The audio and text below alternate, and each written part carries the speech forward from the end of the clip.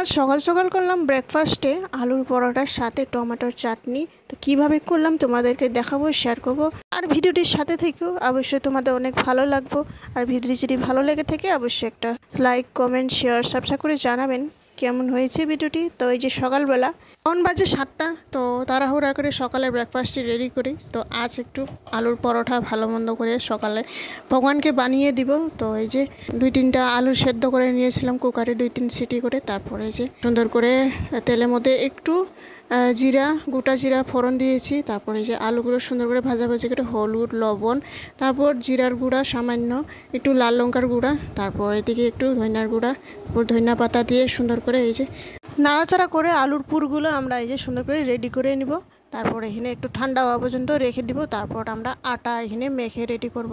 ততক্ষণ এই যে চাটনি বানাবো। চাটনির জন্য এখানে 3টা মতো টমেটো কেটে নিয়েছি, আদা সাইজ রেখে দিয়েছি। এই যে কাঁচা লঙ্কা 5-6টা মতো কাঁচা লঙ্কা, ধনিয়া পাতা, একটু আদা, সামান্য হলুদ দেয়নি, লবণ আর লাল লঙ্কা, তারপর এদিকে সবগুলো দিয়ে তারপর এখানে মিক্সিতে একটু গুঁড়া করে নিলাম।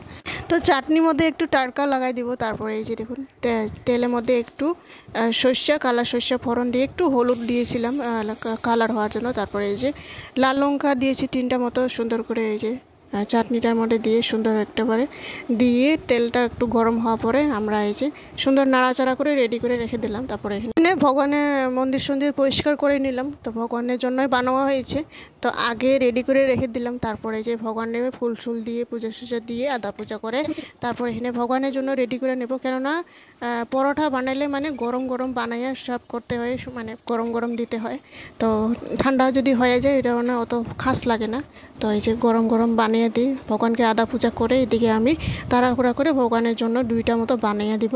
তো তার আগে এই যে সুন্দর করে রুটিগুলো ডো বানিয়ে মাঝখানে একটু গোল করে আলুর পুরগুলো আমরা মাঝখানে দিয়ে সুন্দর করে গোল গোল করে মুখটা বন্ধ করে তারপরে এই যে একটু আটা মধ্যে ভালো করে ডিপ করে এখানে আমরা এই যে সুন্দর করে আটা রুটির মতো গোল করে এখানে আমি ননস্টিক প্যান নিছি একটা। তো এই যে সুন্দর করে তেল দিয়েছি একটু আগে, তো অল্প তেল দিয়ে তারপরে এই যে সুন্দর করে এইভাবে নাড়াচাড়া করে 2-3 মিনিট উল্টা পাল্টা করে মানে রুটির মতো তেমনি ভাজতে হয়। তারপর এই যে দেখুন সুন্দর রেডি হয়ে গিয়েছে, 2টা মতো বানিয়ে নিলাম। তারপর এদিকে চাটনি, তো চাটনি রেডি করলাম এদিকে, খুব সুন্দর হয়েছে। তা ভগবানকে দিব এখন।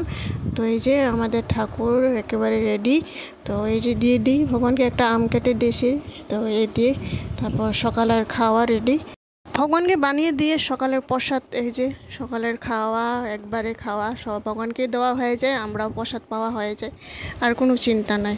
তো এইভাবে একবার বানিয়ে দেখবেন, ভিতরের সুন্দর একেবারে খুব ভালো হয়েছে। এই যে দেখুন, আর চাটনি দিয়ে খুব ভালো হয়েছে। তো বন্ধুরা ভিডিওটি কেমন হয়েছে অবশ্যই একটা লাইক, কমেন্ট, শেয়ার, সাবস্ক্রাইব করে জানাবেন।